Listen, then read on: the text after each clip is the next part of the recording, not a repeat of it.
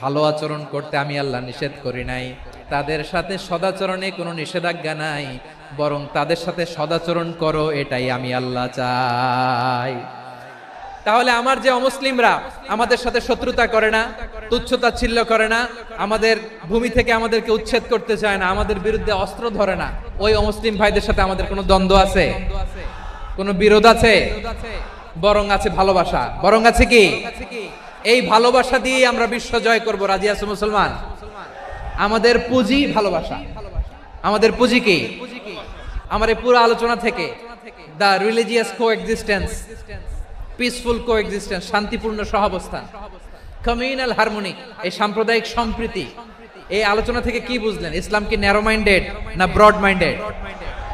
এই broad minded হৃদয় নিয়ে, ভালোবাসা দিয়ে আমরা বিশ্ব জয় করতে চাই। রাজি আছেন? আল্লাহ কবুল করুক। আমরা সবাই পড়ি আমিন। আমার প্রিয় মায়েরা, বোনেরা, আপনাদের জন্য একটা হাদিস বলে